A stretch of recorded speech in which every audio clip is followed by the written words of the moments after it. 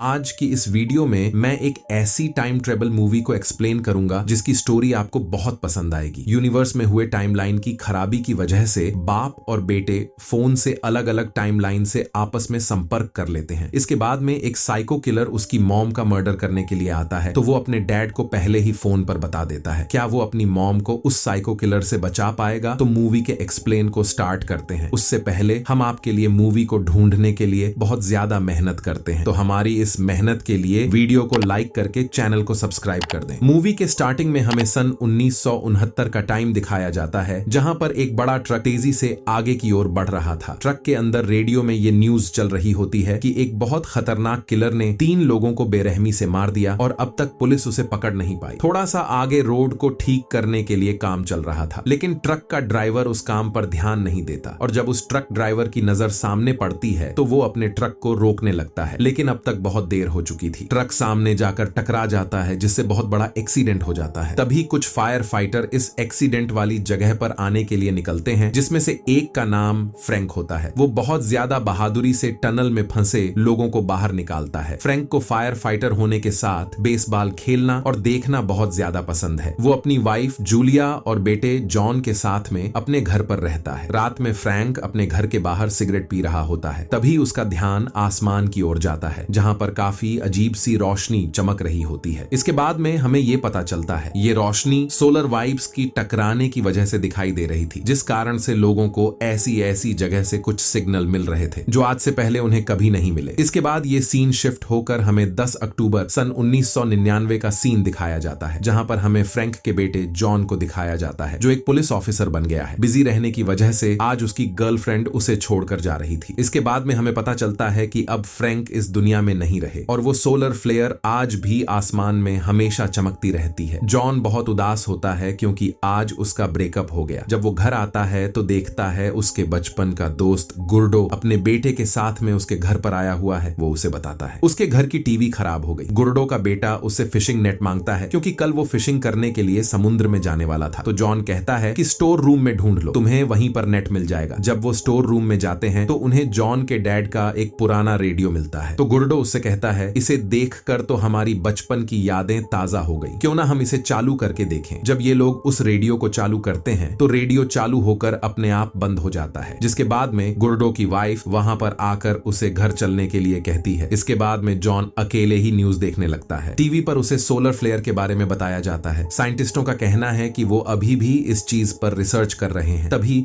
John को radio में से कुछ आवाज सुनाई देती है। जब वो उसके पास जाकर देखता है तो वो रेडियो अपने आप चालू हो गया था और दूसरी तरफ से कोई उससे बात करना चाहता था। वो आदमी जॉन से पूछता है तुम कौन हो? क्या तुम्हारे पास में रेडियो पर बात करने का लाइसेंस है? टीवी पर बेसबॉल के मैच की आवाज को वो आदमी सुन लेता है। तो वो जॉन से कहता है मुझे लगता है कि तुम भी बेसबॉल को ज्यादा पसंद करते हो। तो जॉन उससे कहता है कि पहले था अब नहीं, जब से मेरा फेवरेट प्लेयर रिटायर हो गया तब से मुझे बेसबॉल पसंद नहीं है। तभी वो आदमी कहता है उस प्लेयर का तो कल मैच है। यहाँ पर जॉन को कुछ भी समझ नहीं आता। तभी हमें दूसरी तरफ का सीन दिखाया जाता है। जो आदमी बात कर रहा था वो असल में फ्रैंक यानी जॉन का डैड ही था, जो अभी सन 1969 में है। उसकी वाइफ जूलिया यहाँ पर आती है। वो उससे कहती है कि इस रेडियो को बंद करो और अपने बेटे के साथ सो जाओ। इसके बाद में फ्रैंक जाते समय गेट से टकरा जाता है और कांच टूट जाता है। तब हमें 1999 में वही टूटा हुआ कांच दिखाया जाता है। यहाँ पर हमें समझ आता है सोलर फ्लेयर की वजह से जॉन और फ्रैंक का आपस में कनेक्शन जुड़ गया है। ये दोनों एक ही घर में लेकिन अलग अलग समय में होते हैं। अब तक इन दोनों को ये बात बिल्कुल भी पता नहीं होती। अब अगले दिन ये दोनों बातें करते हैं तो गलती से फ्रेंड के हाथों से जलती हुई सिगरेट टेबल पर गिर जाती है, जिससे टेबल जल जाती है। इसका असर 1999 में होता है। तो जॉन उससे कहता है कि तुमने टेबल जला दी। ये सुनकर फ्रैंक घबरा जाता है। वो इधर उधर देखने लगता है। जॉन उसे हर तरह से यकीन दिलाता है कि वो उसी का बेटा है और वो उससे कहता है कि कल तुम आग में जलकर मारे जाओगे। जब तुम गोदाम में जाओ तो तुम्हारा दिल करे तुम वो रास्ता मत लेना, दूसरी साइड का रास्ता लेना। तभी अगले दिन फ्रैंक मैच देख रहा होता है तो उसे फोन आता है कि एक जगह पर आग लग गई है। जब वो उस आग को बुझाने के लिए अपना ट्रक लेकर जाता है तो एक लड़की को बचाते हुए फ्रैंक गोदाम से निकलने की कोशिश कर रहा था। तभी उसे जॉन की बात याद आती है तो वो दूसरे रास्ते से जाता है। दूसरी तरफ जॉन अपने दोस्तों के साथ में ड्रिंक कर रहा था क्योंकि उसके डैड आज ही मरे थे। अब दूसरे सीन में फ्रैंक उस लड़की को लेकर सही सलामत बाहर आ जाता है, जिससे वो बच जाता है। अब सीन शिफ्ट होता है तो जॉन अपने दोस्तों से कहता है कि मेरे डैड आग में जलकर नहीं मरे थे। तो उसका दोस्त कहता है हाँ, तुम्हारे डैड को कैंसर हुआ था जिसकी वजह से उनकी डेथ हो गई थी। अब यहाँ से इन सब की टाइमलाइन बदल जाती है। जॉन इन दोनों को समझाने की कोशिश करता है और इन्हें उस रेडियो के बारे में बताता है, लेकिन उनकी समझ में कुछ भी नहीं आता। जॉन घर आकर अपने डैड से बात करता है तो उसे पूरा यकीन हो जाता है कि हाँ, वो उसी का बेटा है। फिर ये बहुत सारी बातें करते हैं। जॉन भविष्य में आने वाली टेक्नोलॉजी के बारे में भी बताता है और उनसे ये भी कहता है तुम स्मोकिंग करना बंद कर दो, इसकी वजह से तुम्हारी आगे चलकर डेथ हो जाएगी। इतना कहकर वो चला जाता है। अब फ्रैंक अपनी वाइफ से मिलने के लिए अस्पताल पहुंचता है क्योंकि वो अस्पताल में एक नर्स थी। जब जॉन अपनी मॉम को कॉल करता है तो वो कॉल किसी होटल में लग रहा था, जिससे जॉन परेशान हो जाता है। आखिर ऐसा क्यों हो रहा था? हमें ये आगे मूवी में पता चलेगा। जब जॉन अपनी गर्लफ्रेंड से मिलने के लिए जाता है तो वो उसे पहचानने से इनकार कर देती है। जॉन को कुछ भी समझ नहीं आता। जब वो पुलिस स्टेशन जाता है तो उसका साथी उसे बताता है कि 1969 में 9 मर्डर हुए थे। उनकी फाइल ये रही। जब वो फाइलों को देखता है तो उसमें उसकी मॉम भी शामिल थी, जिसके बाद में वो घर पहुंचकर अपने डैड को कॉल करता है और उन्हें बताता है कि मॉम इस दुनिया में नहीं रही और उन्हें उस साइको किलर ने मार दिया था। ये सब हम दोनों की वजह से हुआ है क्योंकि हम दोनों ने टाइमलाइन में बहुत बदलाव किए हैं। इसके बाद में फ्रैंक कहता है हम ये शहर छोड़कर चले जाएंगे, लेकिन जॉन कहता है भले ही अब तुम मॉम को बचा लो, लेकिन बाकी लड़कियों को नहीं बचा पाओगे। जॉन कहता है अगर मैं पुलिस के पास गया तो वो मेरी बातों का यकीन नहीं करेंगे। इसके बाद में इन दोनों में बहुत बहस होती है। बाद में फ्रैंक उस किलर को पकड़वाने के लिए तैयार हो जाता है। वो उस लड़की के लोकेशन के बारे में फ्रैंक को बता देता है, जिसके बाद में फ्रैंक वहीं पर पहुंच जाता है और उस लड़की पर नजर रखने लगता है, जिसके बाद में हमें उसी साइको किलर को दिखाया जाता है। फ्रैंक जब उस लड़की पर नजर रखता है तो वो किलर उसका मर्डर नहीं कर पाता और उसकी जान बच जाती है। ऐसा होते ही 1999 में जॉन के पास से उस लड़की की फाइल गायब हो जाती है। इसके बाद में घर जाकर दोनों बातें करते हैं तो जॉन उससे कहता है तुमने उस किलर को देखा? तो फ्रैंक मना कर देता है। अब जॉन उसे दूसरी लड़की के बारे में बता रहा होता है। तभी यहाँ पर जूलिया और छोटा जॉन आता है। फ्रैंक उस एड्रेस पर पहुंचकर दूसरी लड़की को बचाने के लिए उसका पीछा करने लगता है। दूसरी तरफ जॉन एक आदमी से पूछताछ कर रहा होता है, लेकिन किलर को उस पर शक हो जाता है, जिसके बाद में फ्रैंक और किलर में लड़ाई होने लगती है। वो फ्रैंक को बेहोश करके उसका ड्राइविंग लाइसेंस लेकर भाग जाता है। जब उसे होश आता है तो वो भागकर उस लड़की के घर पर जाता है जिस लड़की का मर्डर होने वाला था। जब तक वो उसके पास पहुंचता तब तक बहुत देर हो गई थी। किलर उस लड़की का मर्डर करके वहां से भाग गया था। इसके बाद में वो घर पर आकर जॉन को सब कुछ बताता है। जॉन कहता है अगर ऐसा हुआ है तो हम उस किलर को पकड़ सकते हैं क्योंकि उसने आपके वायलेट को टच किया था। उसके फिंगरप्रिंट अभी भी आपके वायलेट पर होंगे, इसलिए तुम आराम से उसे एक पॉलीथीन में लपेटकर ऐसी जगह रख दो जो किसी को हाथ ना लगे। फ्रैंक ऐसा ही करता है। तभी जॉन उस वायलेट को निकालकर उसके फिंगरप्रिंट की जांच करवाता है, जिसके बाद में उसे किलर का पता चल जाता है। उस किलर का नाम जैक है जो कि एक पुलिस ऑफिसर है। जॉन उस पुलिस ऑफिसर के पास जाकर उसे बातों ही बातों में बता देता है कि जो सन 1969 में मर्डर हुए थे वो उसी ने किए थे और वो जल्द ही उसे अरेस्ट करके सजा दिलाएगा। घर जाकर जॉन अपने डैड को उसी पुलिस ऑफिसर के बारे में बताता है जो किलर था। ये बातें कर ही रहे होते हैं तभी वहां पर फ्रैंक का दोस्त आता है। वो उससे कहता है कि तुम्हें पुलिस ऑफिस चलना होगा। कल रात जिस लड़की का मर्डर हुआ वहां पर पुलिस को तुम्हारा ड्राइविंग लाइसेंस मिला है। लेकिन फ्रैंक उसे समझाने की कोशिश करता है कि ये मर्डर उसने नहीं किया, लेकिन पुलिस वाला उसकी बात नहीं मानता। वो उसे जबरदस्ती ले जाने लगता है। तो ये सारी बातें 1999 में जॉन भी सुन रहा होता है। तभी फ्रैंक के हाथों से वो रेडियो गिरकर टूट जाता है। इसके बाद में जॉन की तरफ भी रेडियो बंद हो जाता है। इसके बाद में वो उसे पुलिस स्टेशन लाकर उससे सारी बातें पूछने लगता है। तो फ्रैंक उसे सब सच बता देता है, लेकिन पुलिस को उसकी बातों पर यकीन नहीं होता। तभी वहां पर फ्रैंक की वाइफ आती है। वो पुलिस वाले से पूछती है तुमने उसे क्यों पकड़ा? वो उसे बताता है कि उसने एक लड़की का मर्डर किया है। वो उसे उस रेडियो के बारे में बताती है। हाँ, फ्रैंक एक जॉन नाम के पुलिस ऑफिसर से बातें करते हैं। तो पुलिस ऑफिसर बताता है कि जो दूसरी तरफ है वो तुम्हारा ही बेटा जॉन है। तभी पुलिस वाले की नजर टीवी पर पड़ती है और उस मैच में सब कुछ वही हो रहा होता है जो फ्रैंक ने उसे बताया था। इसके कुछ समय बाद फ्रैंक फायर अलार्म को जलाकर वहां से भाग जाता है और वो उस किलर के घर पर जाता है, जिसके बाद में वो किलर भी वहां पर आ जाता है। इन दोनों में काफी लड़ाई होती है तो फ्रैंक अपनी जान बचाकर वहां से भागता है, जिसके बाद में वो पुलिस वाला भी किलर के घर आ जाता है, जिस पुलिस वाले को फ्रैंक ने बताया था कि असली किलर कौन है। लेकिन उस समय फ्रैंक की बातों पर उसने यकीन नहीं किया। तभी उस पुलिस वाले को किलर के घर से उन लड़कियों के मर्डर की तारीख और गहने मिलते हैं, जिसके बाद में वो समझ जाता है कि असली किलर कौन है। तभी फ्रैंक और जैक लड़ते हुए पानी में गिर जाते हैं। फ्रैंक पानी में जैक को बहुत मारता है, जिससे वो बेहोश हो जाता है। पुलिस वाले जैक की बॉडी को पानी में बहुत ढूंढते हैं, लेकिन उन्हें जैक की बॉडी नहीं मिलती। अब सबको पता चल चुका था कि असली किलर जैक है। इसके बाद में फ्रैंक को छोड़ दिया जाता है। अब दूसरी तरफ जॉन भी काफी परेशान हो गया था। आखिर वहां पर क्या हुआ होगा, क्योंकि अब उसका रेडियो भी खराब है। वो आसमान में सोलर प्लेयर को देख रहा होता है। तभी रेडियो पर बताया जाता है कि सोलर फ्लेयर कल शाम तक एंड हो जाएगी। दूसरी तरफ फ्रैंक उस रेडियो को ठीक कर रहा होता है। उसकी वाइफ उसे सिगरेट का पैकेट और चाय ला कर देती है, लेकिन वो अपना मन बना चुका था कि वो आज से सिगरेट नहीं पिएगा। जैसे ही रेडियो ठीक होता है तो 1999 में भी रेडियो सही हो जाता है। इसके बाद में इन दोनों का संपर्क एक दूसरे से हो जाता है और फ्रैंक उसे बताता है कि वो साइको किलर मर गया। जॉन कहता है अगर ऐसा हुआ है तो मुझे ये पता क्यों नहीं कि मेरी मॉम अभी भी जिंदा है। तभी यहाँ पर 1999 वाला जैक आकर जॉन को मारने लगता है क्योंकि वो उसे धमकी देकर आया था, वो उसे जेल भिजवा कर ही रहेगा। दूसरी तरफ इसी टाइम पर 1969 वाला जैक फ्रैंक के घर पर पहुंचता है क्योंकि बो पानी में डूबकर नहीं मरा और वो प्रैंक से बदला लेने के लिए आया था। आप फ्रैंक और जैक में काफी देर तक लड़ाई होती है। 1999 में जैक जॉन को मारने ही वाला था, तभी फ्रैंक उसके हाथ पर गोली मार देता है जिससे उसका हाथ अपने आप गायब हो जाता है। इसके बाद में उसके घर में मौजूद सारी चीजें बदलने लगती हैं। तभी जैक अपने गन से जॉन को गोली मारने ही वाला होता है, उससे पहले फ्रैंक वहां पर आकर उसे गोली मार देता है। इस तरह से जॉन ने अपनी मॉम डैड के साथ उन सब लड़कियों को बचा लिया जो आगे चलकर उसी साइको किलर के हाथ से मरने वाली थी। इसके बाद में हमें दिखाया जाता है कि आसमान से सोलर फ्लेयर अचानक से गायब हो रही हैं। अब हमें मूवी में आगे दिखाया जाता है जॉन अपने मॉम डैड और दोस्तों के साथ में बेसवाल का मैच खेल रहा होता है और इस नई टाइमलाइन में क्या क्या बदलाव हुए हैं वो हमें जल्दी जल्दी दिखाया जाता है। इसी के साथ ये मूवी एंड हो जाती है। मिलते हैं एक नई मूवी के एक्सप्लेन के साथ।